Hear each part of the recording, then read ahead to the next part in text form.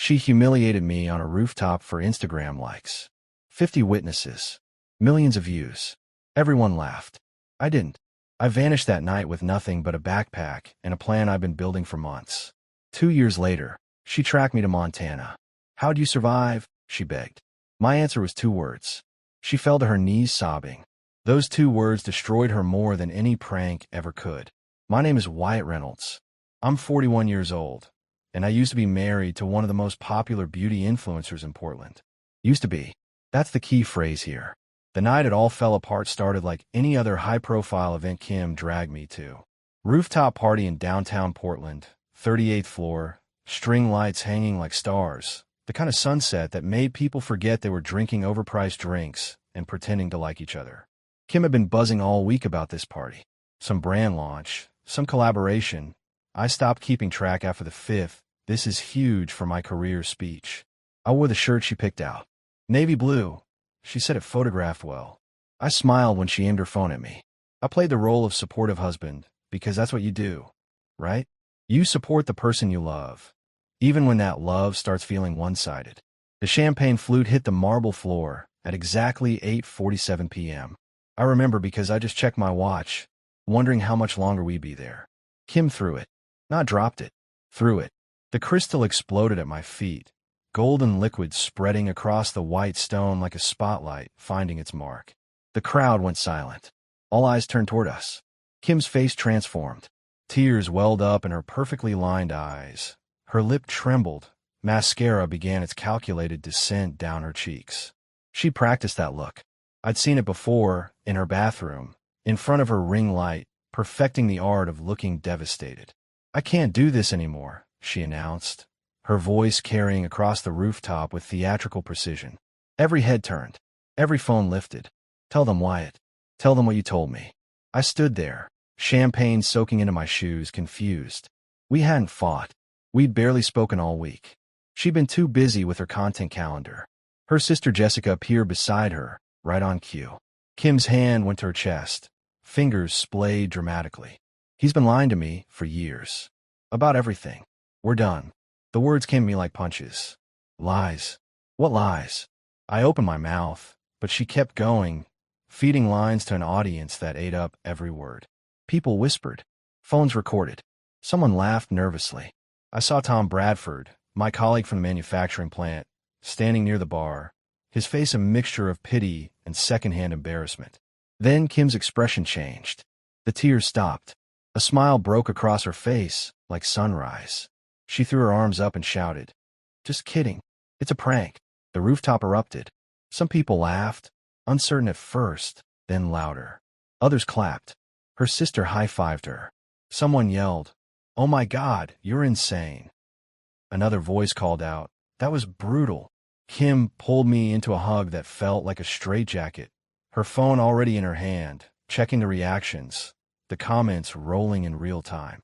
I stood there, still as stone, while the party resumed around me. The music came back on. People went back to their drinks. But something inside me had stopped working. Not broken, just stopped. Like a machine that finally gives up after too many cycles. Kim was already scrolling through her phone, reading comments out loud to Jessica. "Look, 15,000 likes already. This is going to blow up." I walked to the edge of the rooftop, looked out at the Portland skyline, and understood with absolute clarity that the man I used to be had just died at that party.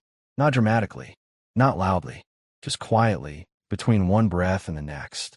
When I turned back, Kim was filming a follow-up video. She didn't notice me leave. The apartment was quiet when I got home. Kim stayed at the party, naturally. More content to create, more reactions to capture.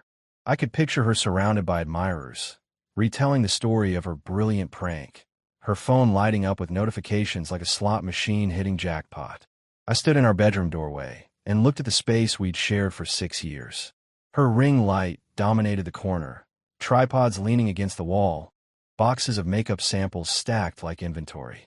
Our wedding photo sat on the dresser, buried behind bottles of serums and foundations. I couldn't remember the last time either of us looked at it. The shower turned on down the hall. She was home. I heard her humming, that carefree sound she made when the day had gone exactly as planned. While steam filled the bathroom, I moved with purpose. My laptop came out first. I logged into the finance app Kim had deleted months ago because, as she'd said, the interface was ugly and cluttered her phone. That ugly interface had been quietly moving money for 7 months. Small transfers. Nothing she'd notice. 500 here, 1,000 there. Into accounts she didn't know existed, under structures my attorney Douglas Shepard had set up. Douglas. I'd called him 8 months ago, right after Kim's joke about how I was replaceable went viral. She'd laughed it off. Her followers loved it. I'd smiled for the camera and started planning. I pulled the fireproof box from the back of my closet. Inside, my passport, birth certificate, 3,000 in cash, copies of every important document. I added tonight's paperwork, documents Douglas had prepared months ago, just waiting for the right moment. That moment was now. My phone sat on the nightstand, fully charged. I picked it up, scrolled through our text history. Kim's last message. Don't wait up, going to Morgan's after party. This video is blowing up. 3 fire emojis. No question about how I felt. No acknowledgement of what she'd done. I dialed Douglas. He answered on the second ring. Voice rough with sleep. It's time, I said. My voice was steady. Douglas Shepard didn't ask questions. He'd been my father's attorney, then mine. When I'd first approached him about Kim, about her changing behavior, about needing protection, he'd call me paranoid. 3 months later, after watching her turn our anniversary dinner into a sponsored post, he'd apologized and drawn up the papers. I'll file first thing Monday morning, Douglas said. You sure about this? Through the bathroom door, I heard Kim's phone ping. Another notification. Another stranger laughing at the husband she'd humiliated for content.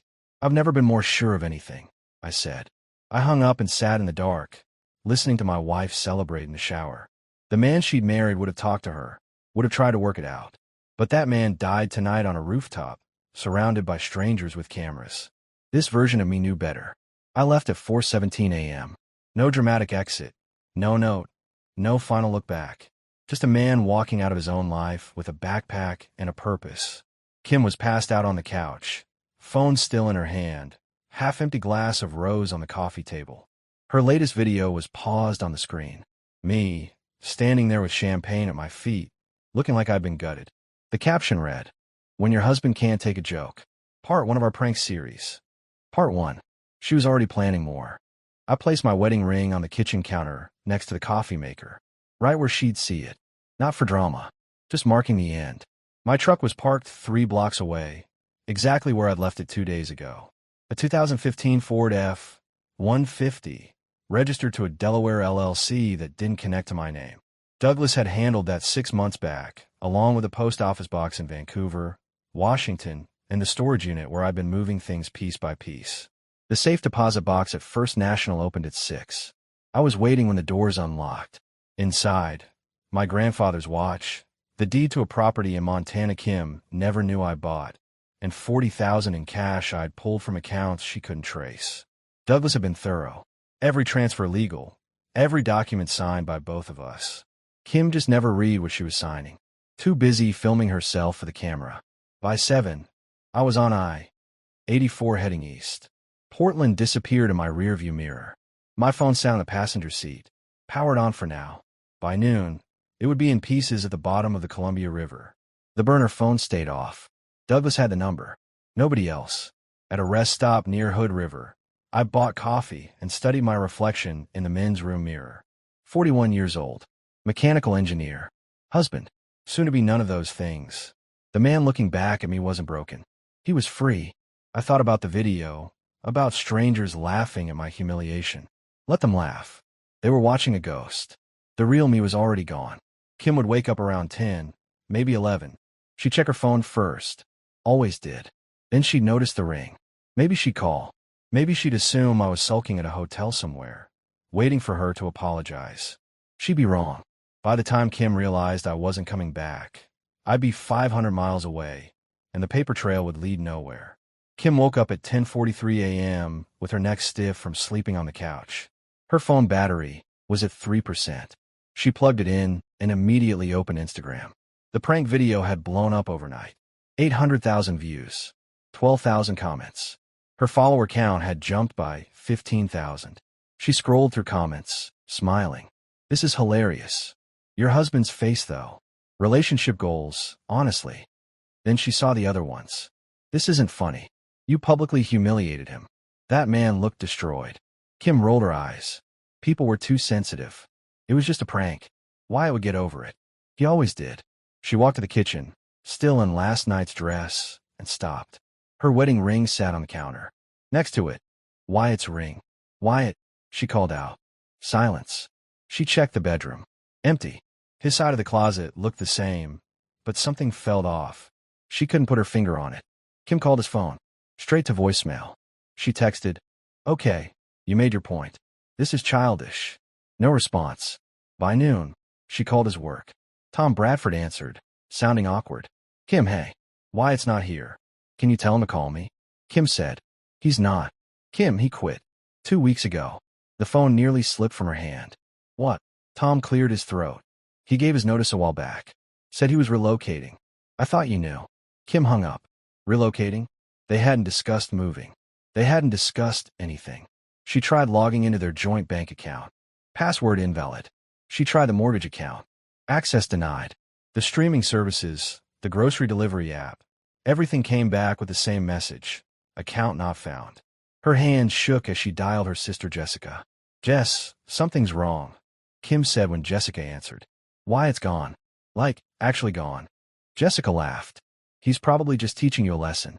You did kind of destroy him last night." "No, you don't understand. He quit his job. The accounts are closed. He's not answering his phone." "Wait, seriously?" Jessica's tone shifted. "Kim, how long has he been gone?" Kim looked at the rings on the counter. "I don't know. I fell asleep on the couch. He could have left hours ago. Maybe he just needs space," Jessica said, but she didn't sound convinced. Kim walked through the apartment again, looking for clues. His laptop was gone. His work bag. The fireproof box from the closet. Empty. She went back to the kitchen and noticed something else. The coffee maker was still set to brew at 6 a.m., his usual time. But the pot was empty. He'd never turn it on. He'd left before dawn. Kim hired a private investigator on day 4.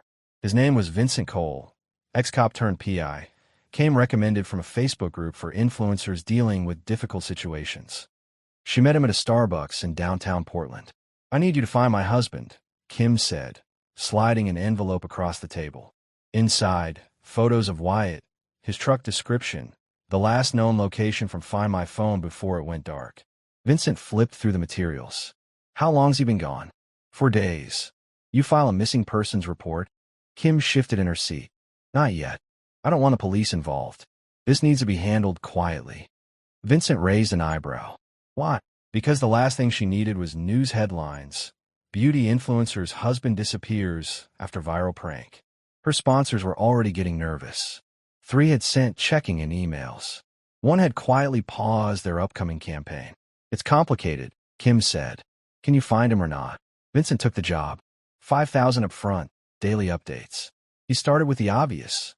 Wyatt's phone records, credit cards, work contacts. Everything came back empty. The phone was off. No credit card activity. His former colleagues at the manufacturing plant claimed they hadn't heard from him. "Your husband's either off-grid or he's good at hiding," Vincent reported after a week. "Real good." Kim's Instagram was bleeding followers. Not a flood, but a steady drip. 10,000 gone in 5 days.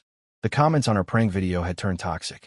She disabled commenting, but screenshots circulated on Twitter and Reddit.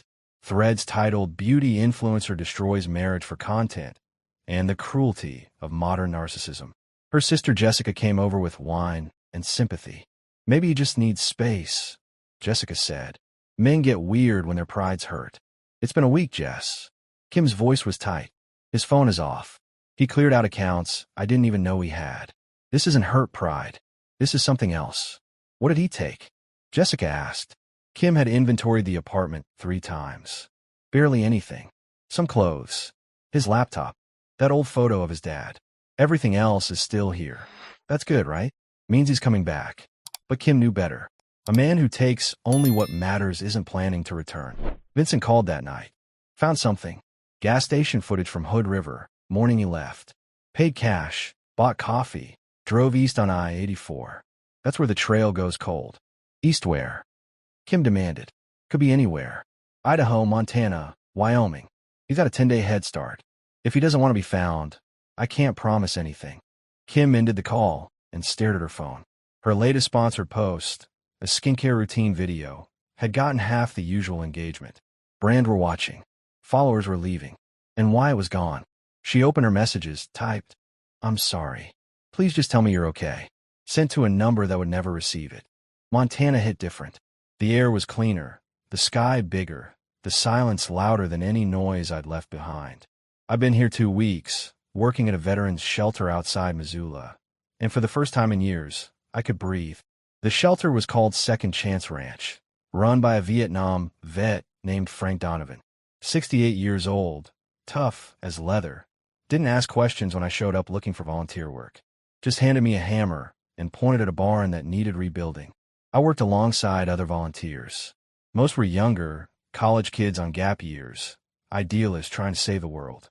Then there was Mason Clark, 16 years old, angry at everything, son of a Marine who died in Afghanistan 3 years back.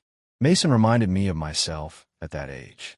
All edges, no polish, looking for somewhere to put the rage. You gonna stand there or actually help? Mason said on my 3rd day, watching me measure timber. I looked at him. You gonna keep running your mouth or learn something? Mason's jaw tightened, but he grabbed the other end of the 2x4. We worked in silence for an hour. By the end, he was asking questions about load-bearing weight and proper bracing. Kid was smart, just needed direction. Your old man teach you this? Mason asked as we stacked finish boards. Some of it, I said. Learned the rest from making mistakes. My dad wanted me to join up. Mason said quietly. Marines like him. But I don't know if I'm made for that. I set down my hammer. You don't have to be what your father was to honor him. Mason looked at me like I'd unlocked something. We didn't talk much after that, but he started showing up earlier, staying later, working harder. Frank pulled me aside one evening. Kid's different since you got here. More focused. I shrugged. He just needed someone to treat him like a man instead of a problem.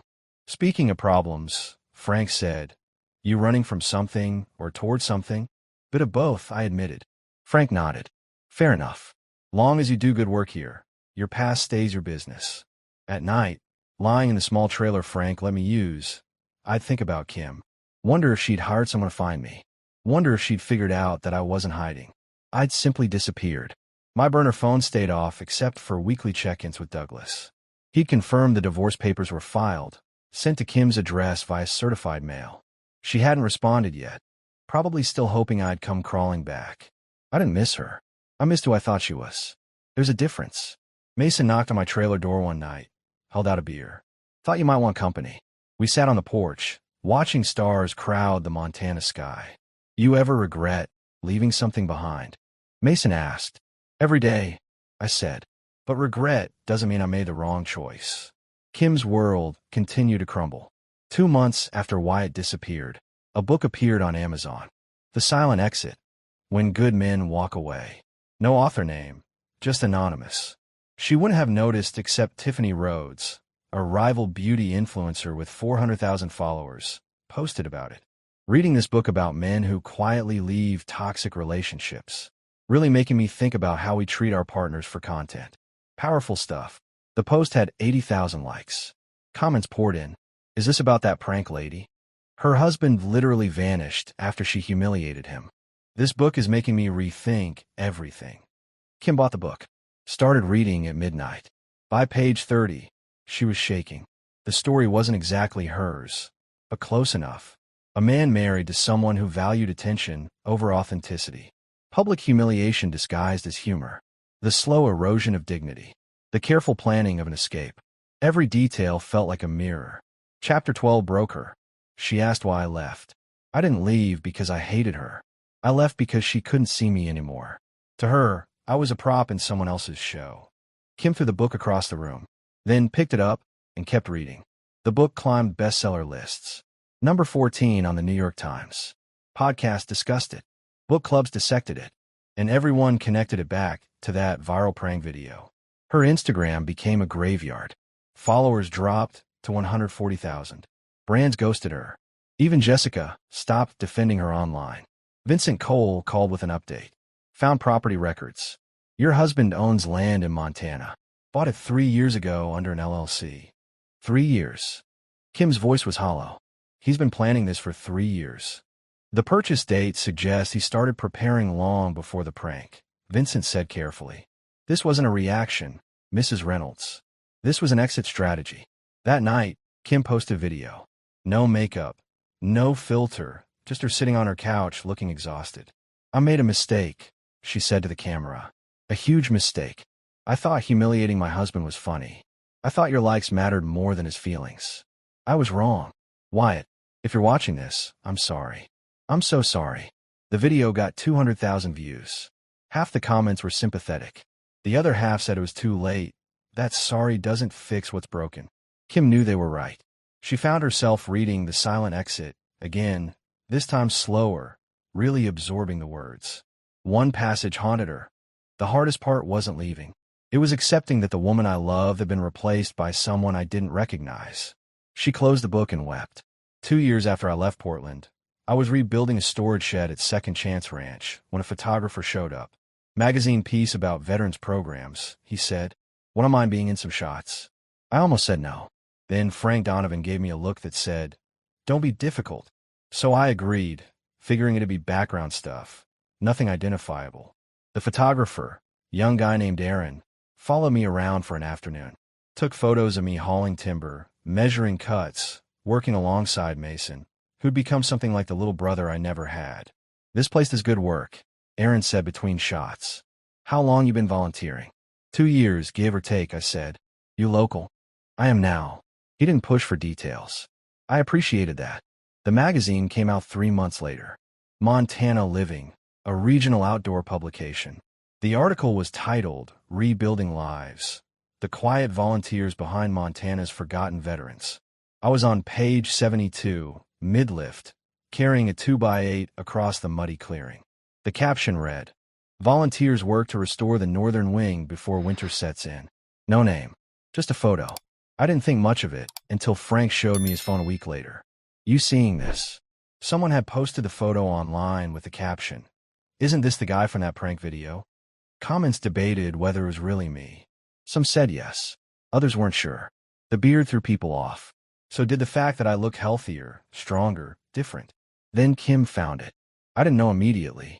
I was out in the shed with Mason, teaching him how to properly joint wood, when my burner phone buzzed. Douglas Shepard. You need to prepare yourself, Douglas said. Kim knows you're in Montana. She found a magazine photo.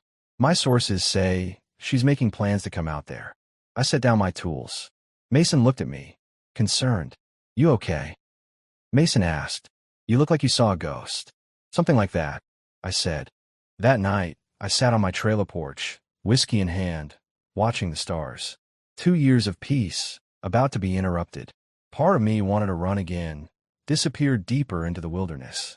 But another part, the part that had rebuilt itself out here, knew running wouldn't solve anything.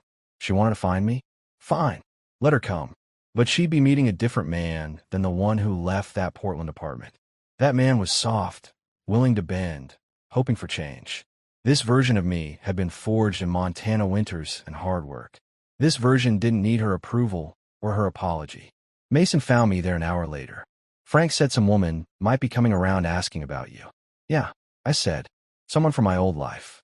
You want me to run interference? Mason's protective instinct kicked in. Kid had grown a lot in 2 years. No, this is something I need to handle myself. She trouble. I thought about that. She used to be my wife. Mason nodded slowly. The one you walked away from? That's the one. You regret leaving? I looked at the kid who'd gone from angry and lost to focused and capable. Thought about the work we'd done here, the lives we'd touched, the man I'd become. Not for a second, I said. The diner was exactly what you'd expect in rural Montana. Cracked vinyl booths, coffee that could strip paint, and a jukebox that hadn't worked since Carter was president. I arrived early, sat in booth 6 with my back to the wall. Old habit from too many construction sites where you learn to watch your surroundings. Douglas Shepard sat across from me, legal pad and reading glasses out, looking every bit the attorney who'd seen it all. You sure you want me here? Douglas asked. I don't trust her, I said simply, and I want a witness. Kim arrived at 7:15, 15 minutes late. She'd always been late to things that mattered to me, early to things that mattered to her followers. Some habits don't break. She looked different, thinner, less polished, hair pulled back in a simple ponytail.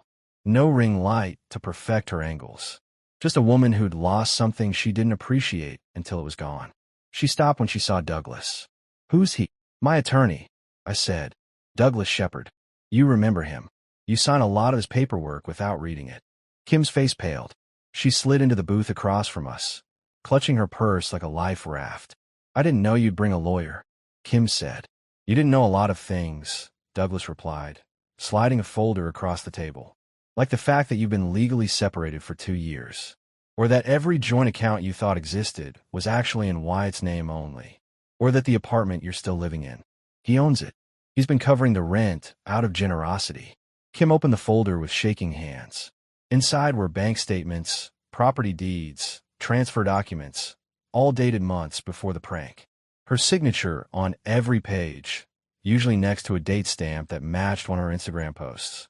"This says," she looked up at me, "you moved everything 6 months before the party." 8 months before, I corrected. The party was just confirmation that I'd made the right call. But why? We could have talked about this. We could have fixed. Fix what? My voice stayed level. "You turned our marriage into content, Kim. You made me a prop in your show. That video of you humiliating me, you planned that for weeks. I saw the drafts in your phone when you left it unlocked. You scripted my humiliation." Kim's eyes filled with tears. Real ones this time, not the practice kind. "I thought it would be funny. I thought we'd laugh about it." "You thought wrong."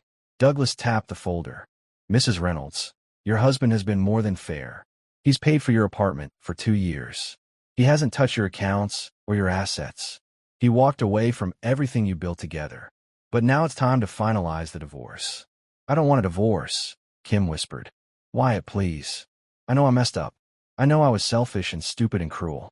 But I've changed. I've lost everything. My followers, my sponsors, my career. All of it's gone." "Good," I said and meant it. "Maybe now you'll learn what actually matters." "You do," Kim said desperately. "You matter. You always mattered." I looked at this woman I'd once loved, really looked at her, and felt nothing but pity. "If I mattered, you wouldn't have needed to lose everything to figure that out." Douglas pulled out another document. "Sign these, and we're done. Wyatt keeps the Montana property. You keep your accounts and the apartment for 6 more months to get on your feet. No alimony, clean break." Kim stared at the papers. "What if I don't sign?" "Then we go to court," Douglas said calmly. "And all those videos you made, all that documented evidence of emotional abuse, becomes public record. Your remaining followers will see exactly what kind of person you were. Your choice." Kim picked up the pen. Her hand hovered over the signature line. "I really am sorry," she said, looking at me. "For all of it." "I believe you," I said. "But sorry doesn't fix what's broken. It just acknowledges the damage." She signed. Kim sat in her rental car outside the diner for 20 minutes after Wyatt and his attorney left. The signed divorce papers sat on the passenger seat like a death certificate for the life she'd built and destroyed. She'd failed. Failed to fix it. Failed to win it back. Failed at everything that mattered. She drove to a motel, cheap place off the highway, and spent the night staring at the ceiling, replaying every mistake. The prank. The videos. The years of treating Wyatt like a supporting character in her story. The next morning, she drove to Second Chance Ranch. She didn't have a plan, just a desperate need to see him one more time. She found him behind the barn, teaching Mason how to properly sand a door frame. They worked in comfortable silence, the kind of silence that spoke of real connection, the kind she and Wyatt had lost years ago.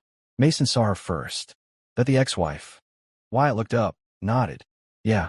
"Mason, take 5." The kid walked away, protective energy in his shoulders. Wyatt set down his sandpaper and faced her.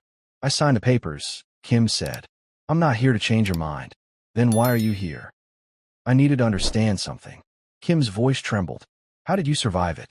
How did you just walk away and build this?" She gestured at the ranch, at the peace evident in everything around them. "How did you survive losing everything?" Wyatt studied her for a long moment. The Montana wind moved between them, carrying the scent of pine and sawdust. He looked at this woman who'd once been his whole world, who'd systematically destroyed what they'd built, and he felt only clarity. "You ended," he said quietly. 2 words. That was all. Kim's knees buckled. She dropped to the ground, hands hitting the dirt, sobs tearing from her chest. "No, it can't be," But it was. She understood now. She hadn't just damaged their marriage. She'd ended him. Killed the man who'd loved her, who'd trusted her, who'd built a life around her. And from those ashes, he'd rebuilt himself into someone who didn't need her. You ended me, Wyatt said, his voice steady. The man you married died on that rooftop. This version of me, you have no claim to him. Kim sobbed into the dirt, mascara streaking down her face, makeup running. No filters, no angles, just raw, ugly truth. Behind Wyatt, Mason appeared in the barn doorway. Behind Mason, Frank Donovan. Behind Frank, other volunteers. They'd heard, they'd seen, and they stood with Wyatt, a wall of silent support. A truck pulled into the lot. A woman got out, late 30s, simple clothes, warm smile. Laura Mitchell, the veterinarian from town. She walked to Wyatt's side, touched his arm gently. He nodded to her, a communication that needed no words. Kim saw it, saw the way Laura looked at Wyatt, saw the way he stood straighter beside her, saw what she'd lost and what he'd found. I'm sorry, Kim whispered from the ground. I'm so sorry. I know, Wyatt said, but sorry doesn't make you my problem anymore. He turned and walked back toward the barn, Laura beside him, Mason following. The three of them disappeared into the building, back to work, back to a life that had no space for Kim's regret. Kim stayed there on her knees in the Montana dirt for another 10 minutes, crying for the man she'd destroyed and the woman she'd been. Then she stood, wiped her face, and walked back to her rental car. 8 months later, Kim Reynolds posted a video. Not to Instagram, to YouTube. Unfiltered, no makeup, sitting in a modest apartment. My name is Kim Reynolds, and 2 years ago, I humiliated my husband for content. This is what happened after. The video got 5 million views. Comments were split. Half sympathetic, half still angry. She didn't care about either. She'd started community college, studying psychology. Started volunteering at a women's shelter. Started building a life based on substance, not likes. Wyatt Reynolds married Laura Mitchell in a small ceremony at Second Chance Ranch. Mason Clark stood as his best man. 30 people attended. No phones allowed. No social media posts. Just two people who'd found each other after surviving their own separate wreckage. They bought a house on the Montana property Wyatt had purchased years ago. Raised chickens, built furniture, lived quietly. Mason came over most weekends, learning carpentry, finding the father figure he'd needed. Douglas Shepard retired, but not before ensuring Wyatt's new identity was legally protected. The book, The Silent Exit, continued selling. Royalties went to veterans programs. One evening, sitting on their porch watching the sunset, Laura asked Wyatt if he ever thought about Kim. Sometimes, he admitted, but not with anger, just with gratitude. Gratitude. She taught me that silence isn't weakness. Walking away isn't cowardice. Sometimes the strongest thing you can do is leave. Laura squeezed his hand. They sat in comfortable silence until the stars came out. Two people who had learned that peace isn't found in applause. It's found in quiet moments with someone who sees you without needing you to perform. The man Kim had tried to destroy had rebuilt himself into something unbreakable. And he'd never been happier.